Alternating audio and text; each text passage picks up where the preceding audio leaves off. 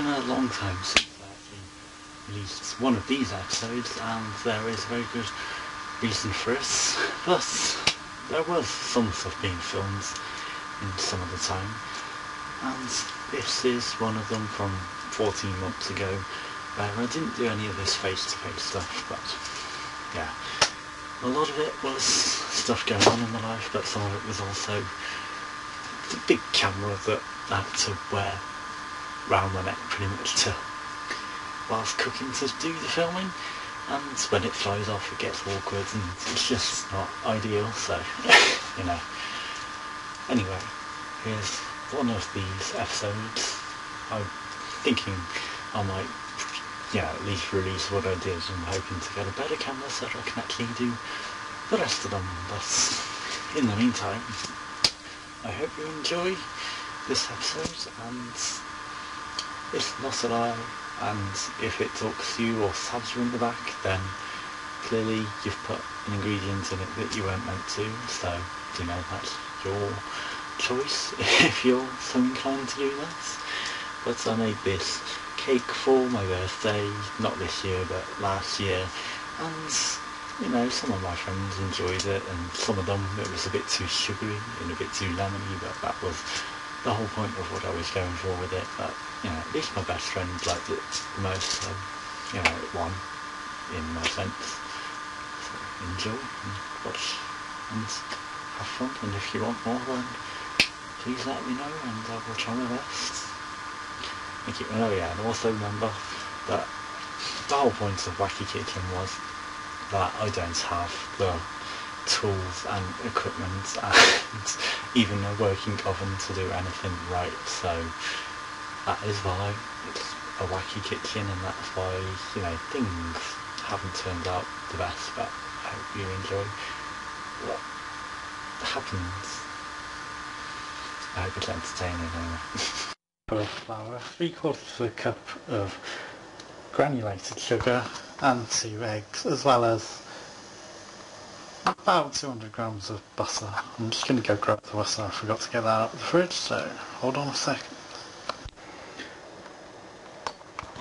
Now that I have all the ingredients I need, like I've explained in the previous video, my oven is currently out of order, so I'm going to attempt to make a cake using my bread maker. Now with milk, I always shake it, it's just a habit that I was taught when I was young.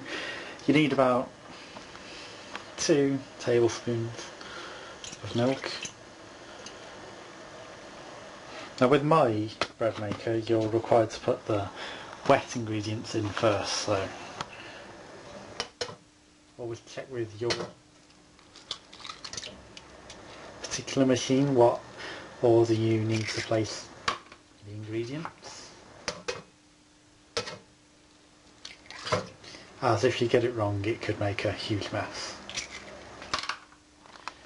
Why it does the wet ingredients first is because if you don't, you end up with a powdery mess in the bottom, so you don't want that. And also it will throw off your quantities by having a huge powdery mess in the bottom. Now with a tub of butter, margarine, whatever like this, about 1/4 is 250 grams, so if you go a bit less than 1/4, that should be about 200 grams of butter. Obviously with any recipe that requires butter, margarine is perfectly acceptable as well. It may have a slightly stronger taste, but in a cake that's alright, it makes a richer cake, so it's all good. So now that I've got my wet ingredients in, it doesn't need to be mixed or anything because it's going to get mixed itself by the bread maker. We will add our ingredients.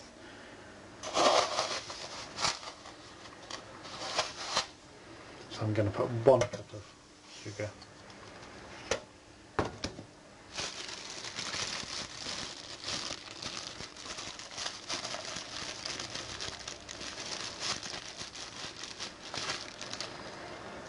and 1 cup of flour. I'm tempted to put a bit more than that because I really don't think that them quantities are right.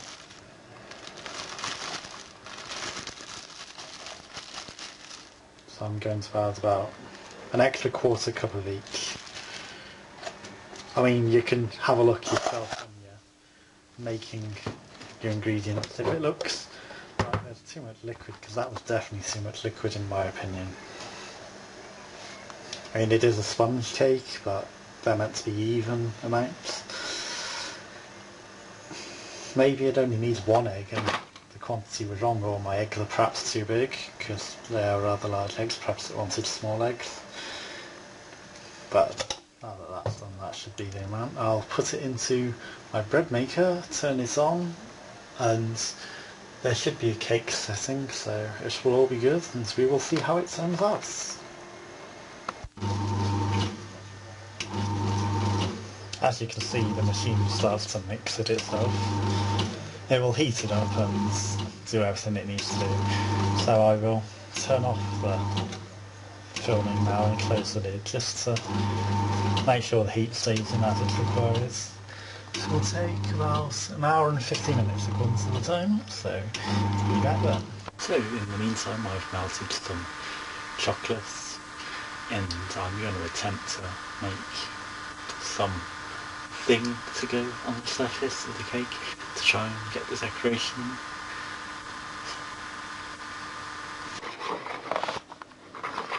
Now that our chocolates are fully melted, I'm going to attempt to make some modelling chocolates. Now traditionally this would call for the chocolate plus corn syrup, but yeah, I'm going to attempt it with icing sugar because I'm using it as an icing frosting, so I should presume that you should be able to get the same effect from this. This could go horribly wrong, but it's worth a try. Now what you want to do is mix it in until you get a really, really thick, solid substance, and, well, not too solid, but a thick, pliable substance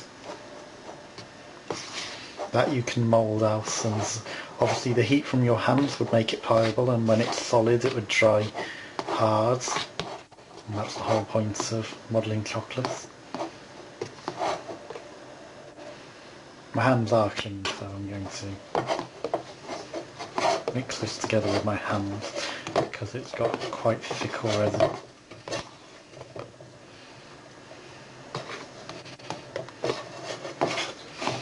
Bearing in mind I've never made modelling chocolate and I don't know the exact consistency it's meant to go to.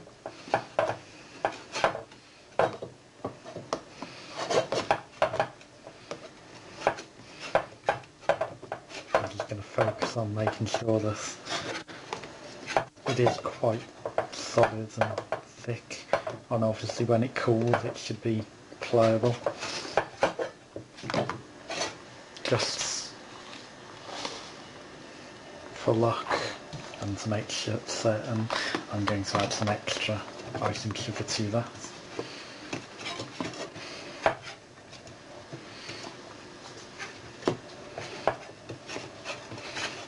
Because I want it to taste icingy rather than chocolatey.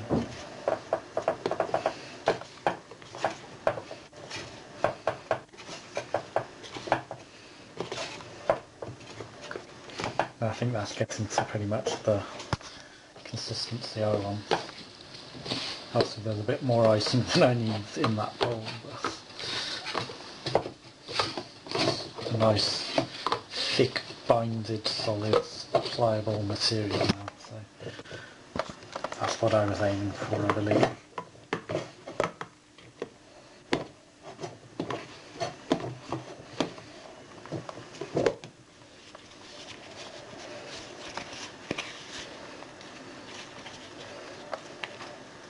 Just going to move this to the side.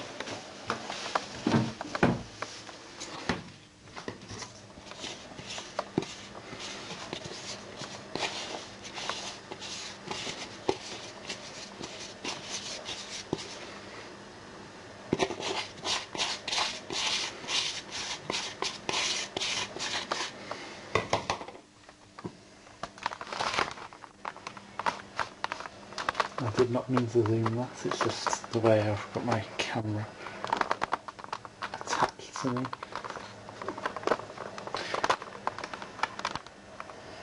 There we go.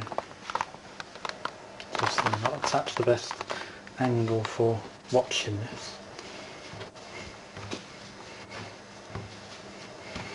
And obviously sanitize any surface you're going to use beforehand to make sure that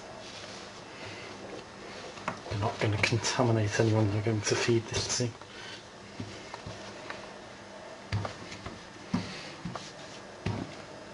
Yeah, that feels a good consistency, if you can see. It's a good solid pliable material. I'm going to get my rolling pin out, roll that flat and leave it to cool, because I'm going to cut it into shapes from there and then mould it.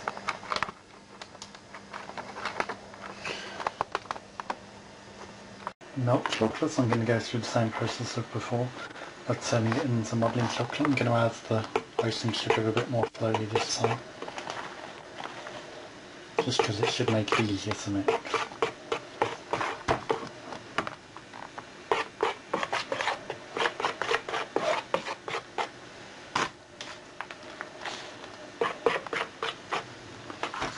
And once it gets to the pussy stage, then I can obviously use my hands and it won't make as much of a mess.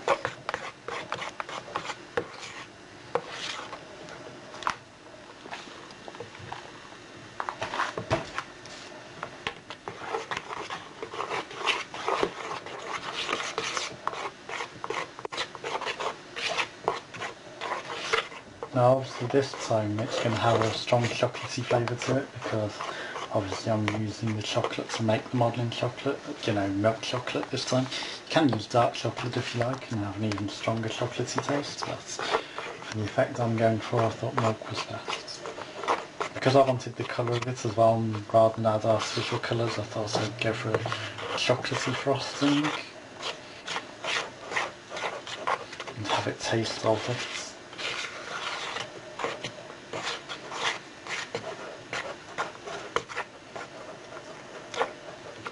It's getting thicker now, which makes it harder to stir.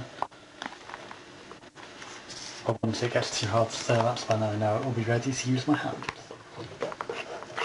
I'm keeping it on the heat just because it makes it easier to mix it in. Just the chocolate's constantly melting rather than the icing sugar cooling it down. You know what sort of consistency you're getting as well.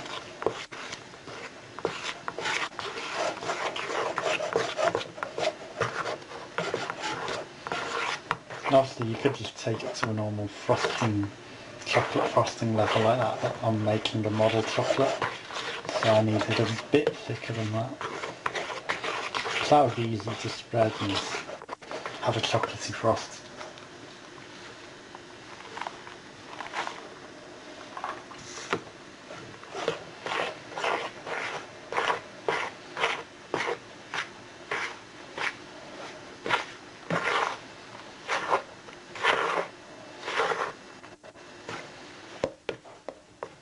That's when the spoon is struggling. So it's time to get in with my hands.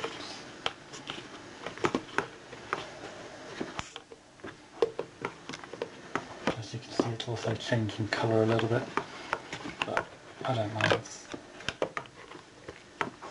Once I get the effect I'm going for.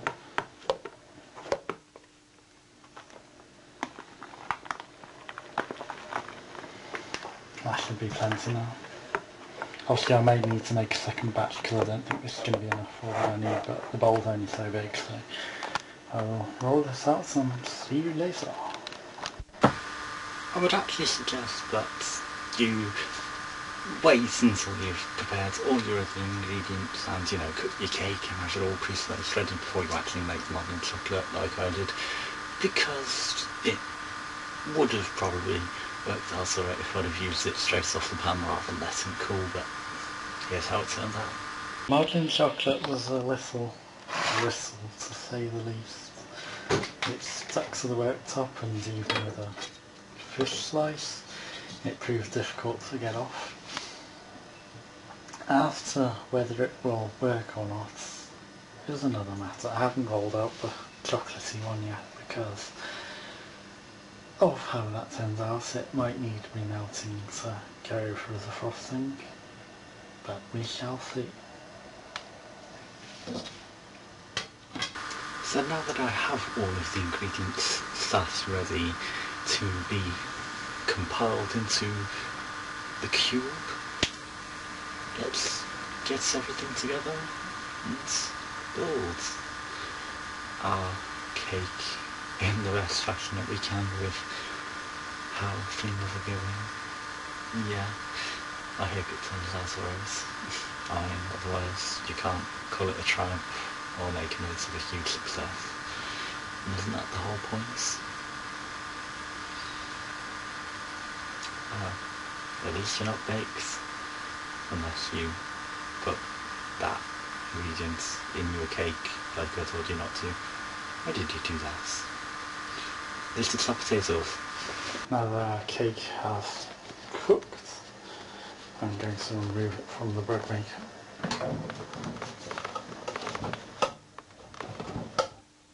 Obviously I'm going to do this while it is still warm.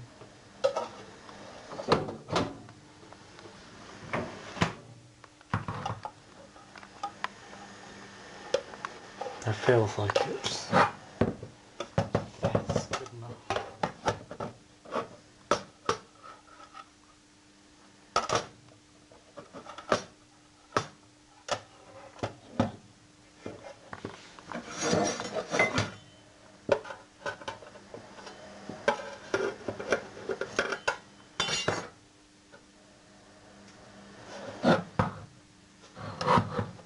As I'm having a little bit of trouble with it coming out while it's still warm, I'm going to do my next stage while it is still in there. I was going to cut it into slices and then as my lemon juice, obviously I'm not using the fresh lemon this time, I'm using commercially lemony juice, but I'm going to give it a lemony flavour, so why I'm doing this while it's still warm is because it will soak into it as it cools down and it will absorb all of the flavour and be very lemony and very tasty.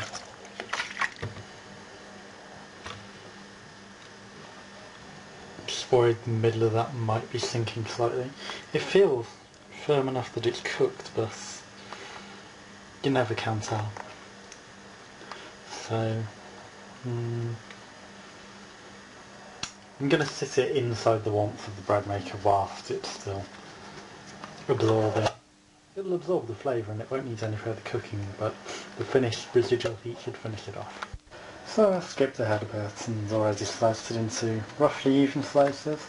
So I ended up with 9 slices, and so I've sprinkled a bit of icing sugar on top and some of the extra lemon juice. I don't know why I bothered sprinkling the icing sugar on, just to add something a bit interesting. Now I'm going to try and cut more roughly down the middle. Obviously the ones that had the stirrer from the bread maker in have broken up a bit, but the aim is to make cube-shaped pieces. Obviously they're not perfect cubes, but with a layer of jam in the middle they should become perfect cubes, and these end slices are far from perfect, but I can try and adapt them to suit my purposes.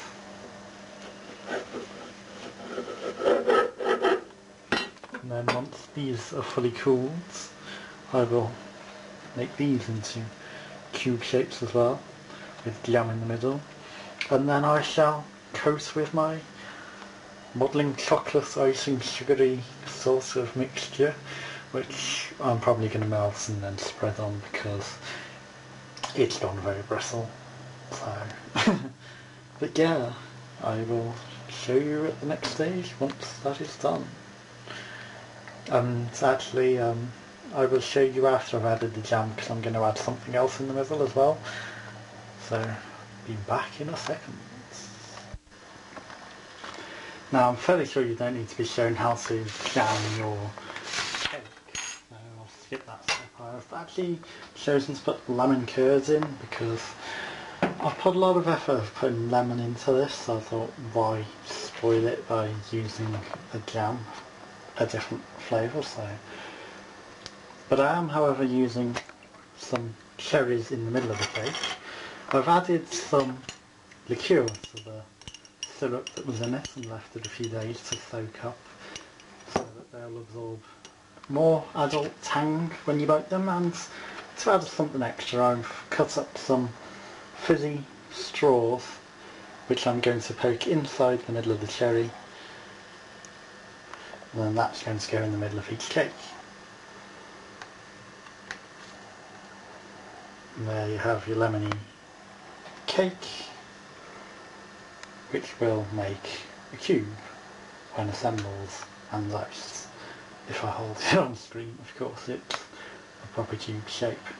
I may add a little more lemon curd to the other side just to hold it together, but that's the general idea, so we will skip ahead and you will see when that is done with every single one of them. Unstable, I may have to cut a bit of the cake to make it hold together because that was an end piece and it's falling apart. That's the ordinary ones hold together very nicely.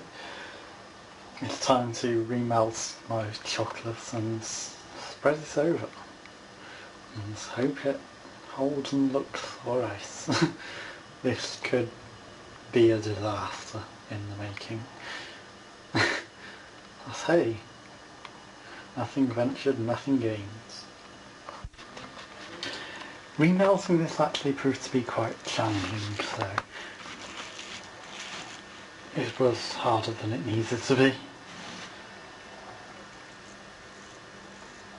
The aim is to somehow try and get this to spread into a cube square shape on here. Really, I'm struggling to work out how I'm going to do this right now because it's not holding consistency. I'm going to try melting it a bit longer. Moulded on by hand because I didn't want to burn the chocolate and it really wasn't wanting to melt again. It turned out to be quite a bit of a disaster area, to be honest.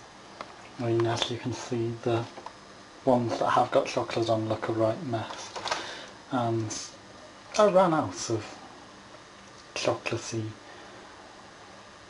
material, so I'm going to have to fetch some more, and I might just make it into a ordinary frosting rather than trying to make a modelling chocolate that I could mould by hand. I mean, if I did it while I was still on the first, while it was still fresh rather than reheating it, perhaps it might work better, but this turned out to be a disaster and the chocolate started to harden already, so my little hearts aren't sticking on, so I will have to find another way to stick them on and then continue with the rest. So I will pop out and get some chocolates and then be back and hopefully finish them off, maybe tidy them up if I can. Oh dear, disaster like I said. You can see it's getting a bit messy. The new layers of chocolates aren't matching the old and they're sinking between the crevices. So, yeah, the modelling chocolate route, if that had have worked out, would have been ideal because I could have shaped that to an outer edge and just wrapped it around this and sealed it off, but needless to say that failed, and here's what I've been left with.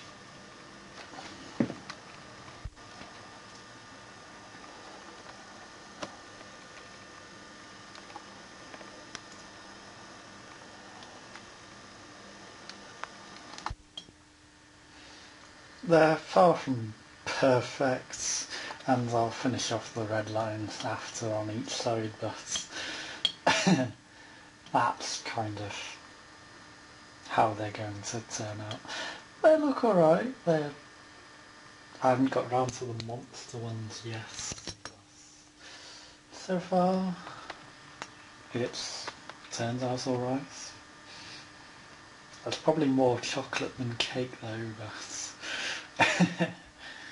oh well. They should still taste alright. Obviously I haven't followed a production line process, but there's one box of finished companion cube cakes. One sat out, needs to be finished with the red stuff, and the rest need the corners finishing off. But we're getting there. And then there will be 9 cakes. Completed and done.